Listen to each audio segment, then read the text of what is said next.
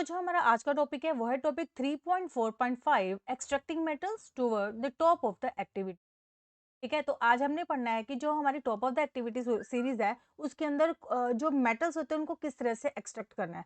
तो सबसे पहले हम देखेंगे अपनी एक्टिविटी सीरीज। तो इस एक्टिविटी सीरीज के अंदर देखिए कि टॉप में कौन से मेटल है, वो है potassium, sodium, calcium, magnesium and aluminium. तो ये जो मेटल है ये हमारी top of the activity series के अंदर आते हैं, मतलब कि ये जो सारे के सारे मेटल है these are very reactive, right. तो मतलब कि जो metal high up in the reactivity series होते हैं वो बहुत ही ज्यादा रिएक्टिव होते हैं। They can not be obtain from their compounds by heating with carbon.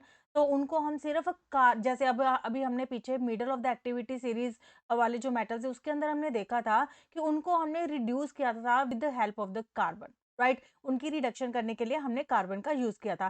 पर ये जो हाई रिएक्टिविटी वाले मेटल है ये कार्बन के साथ रिड्यूस नहीं होते।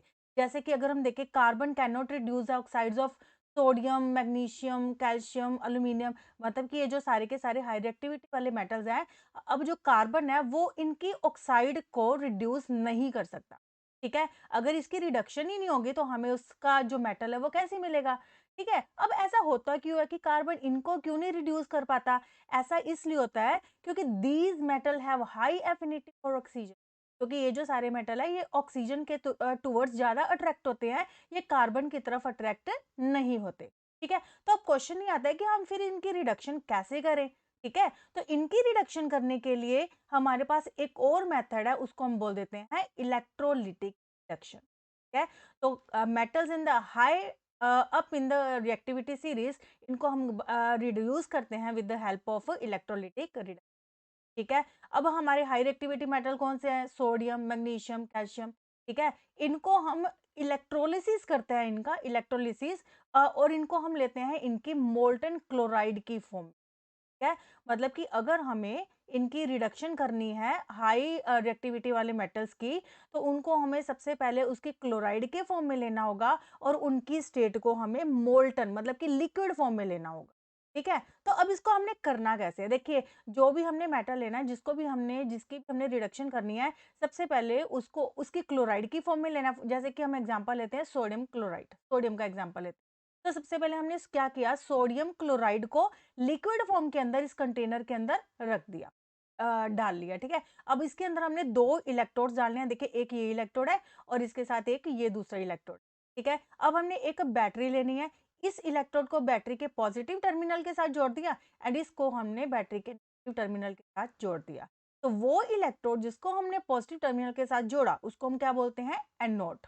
ठीक है, और जिसको हमने negative terminal of the battery के साथ जोड़ा उसको हम क्या बोल देते हैं, कैथोड।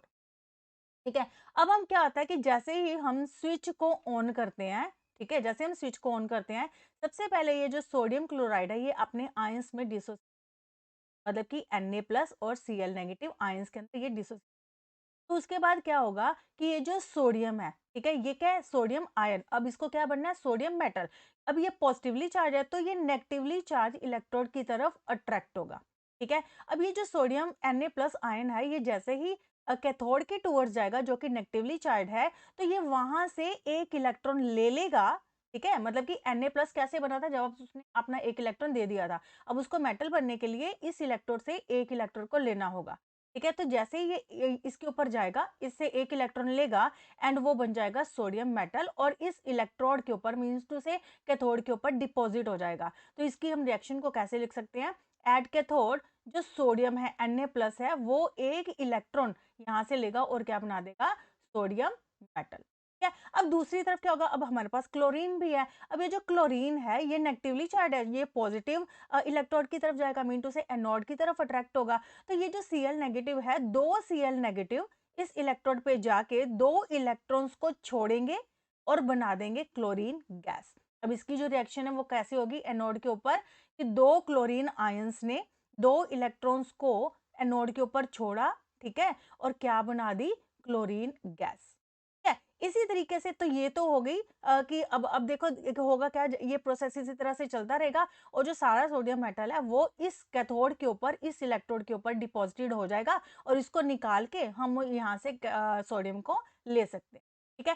इसी तरह से और भी मेटल है जैसे कि एल्यूमीनियम हो गया या और भी मेटल, उनको इसी इलेक्ट्रोलिटिक रिडक्शन से हम उनकी रिडक्शन कर सकते हैं। जैसे कि एल्यूमीनियम हो गया, तो इसको हम इसके ऑक्साइड की फॉर्म में से लेकर इसकी इलेक्ट्रोलिट कर सकते हैं। तो in this way we can reduce the metals high in the reactivity series. Thank you so much.